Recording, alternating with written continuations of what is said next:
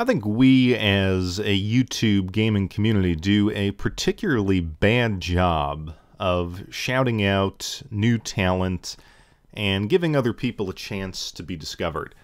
And this hit home for me the other day. I was watching one of the heavyweights in YouTube retro gaming, and I noticed something interesting. This individual had used footage from one of my videos. And initially I was excited. I said, wow, you know, this person really discovered my channel, used some of this interesting footage that I had uploaded. And I clicked in his description, and or her description, let's leave it at that. I saw that this person had actually borrowed footage from a number of people, and everyone was listed as a reference except me. And lo and behold, the people referenced in the description were much bigger channels, and yet there I was left out. Now, I borrow footage from people all the time, or music and things like that, but the one thing I always do is leave a reference and a link to that person's video or channel in the description. Now, let's be honest, had this person referenced me, it probably would have led to, you know, nothing substantial because it would have been buried down with all these other notes. But it's just a good practice. And it occurred to me that, you know what, these bigger channels should really help out the little guy. And interestingly enough, I found a website that helped me, at least, to discover some unknown channels. And these two sort of events led me to four very, very interesting, smaller YouTube channels that I wanted to share with you. Now, what was the website that I used? It's a website called YouTube Channel Crawler, and it allows you to kind of search all the different YouTube video categories and find smaller, undiscovered channels. And I was just kind of curious, like, what other retro gaming channels are out there except these big guys? And I don't even watch all of the big channels necessarily. But I was amazed at just how many types of channels were out there. And I found four very interesting channels, and I want to share this with you guys. And the first channel is called Euro Retro Gamer, and this is what I would say is a traditional YouTube channel from back in the day. A lot of pickup videos, some really good game capture of old school games, particularly on the Saturn and PS1. This person comes from the Netherlands, and from what I can tell, he doesn't do a ton of talking, but just the quality of the game capture is pretty good, and when he does go through his pickups, it just reminds me of the good old days of YouTube when we were sharing our passion for gaming.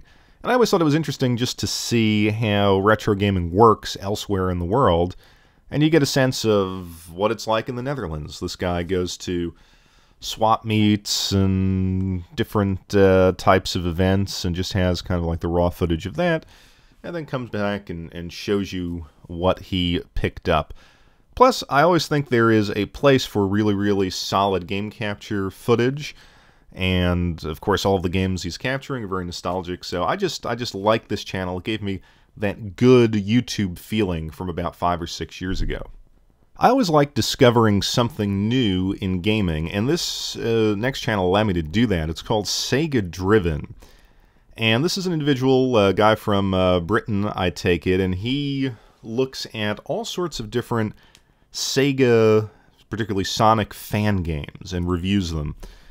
And I had no idea that there was such a rich indie development community trying to recreate 16-bit Sonic games. Now, it's not the only thing he does. He does celebrate other aspects of Sega.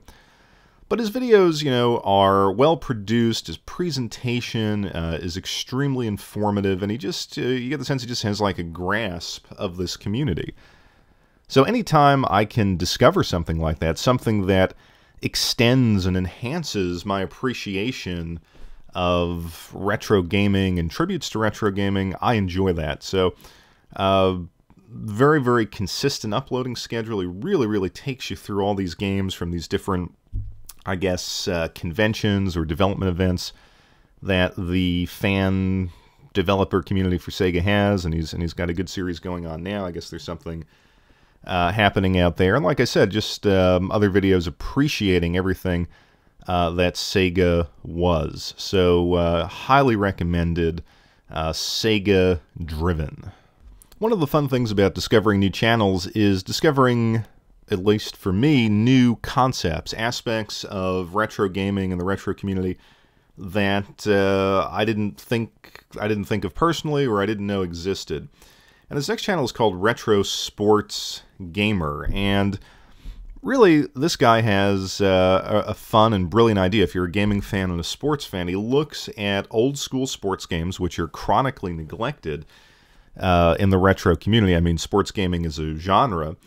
And he goes back and he'll look at the rosters and he'll combine that with sports nostalgia. You know, remember when this version of this football team was good, or remember, you know, these players, and kind of rate the different teams and the different games based on how these players are statistically represented, things like that. So it combines these two nostalgias, which I had and have growing up. You know, I played all of these sports games with friends, and we were all big sports fans back in the 80s and 90s. So this channel really targets those positive feelings. In addition to that, it seems like it's embedded within a deeper retro sports gaming community.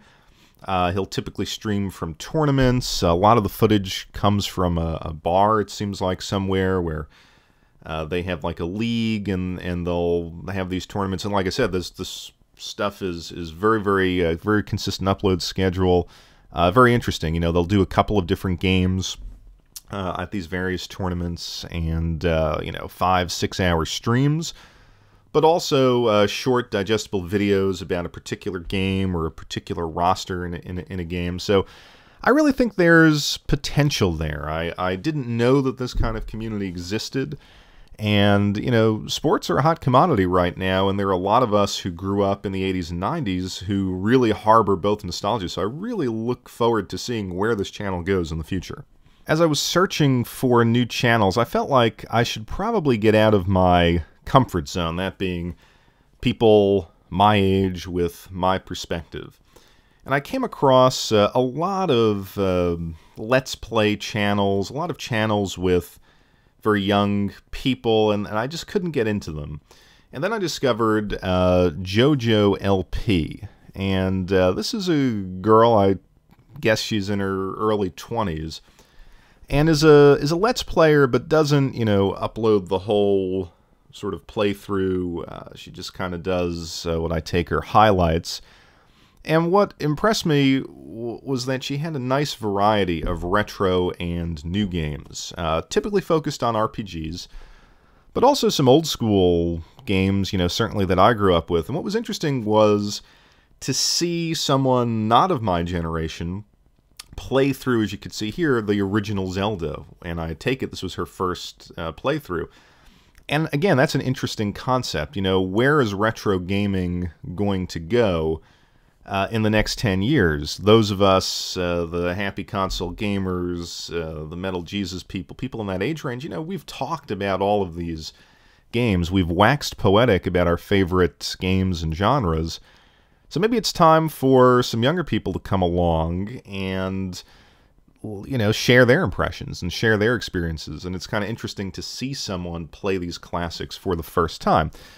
Now, being an old guy and somewhat of a curmudgeon, there were some aspects of, you know, I guess YouTube gaming culture that I just couldn't, you know, enjoy. And I've seen this with a lot of different people. You know, if it's an RPG, they'll read the different, you know, what the people are saying. And I never liked that, but at least JoJo here, you know, adds some commentary, or, you know, it's not just a pure reading, but it's also one of the things I liked, and one of the things that you don't see, I think, in a lot of the streaming culture today is she seems to be having fun with the games. You know, it's not about, you know, the subscribe and my Patreon, stuff like that. It's just about her having fun playing through these games. So if anything, maybe this is a channel that, while, you know, people, again, of my age may not watch it necessarily, you know, every single video, it's something maybe you could recommend to one of your kids, or, you know, to a young person. Say, hey, look, when you're not watching Fortnite, you know, check this out. and learn about old school gaming in a new way. So there you have it, 4 small, hopefully new channels to you that you can check out, and I will, as I discover more, I'll come on and talk about them from time to time.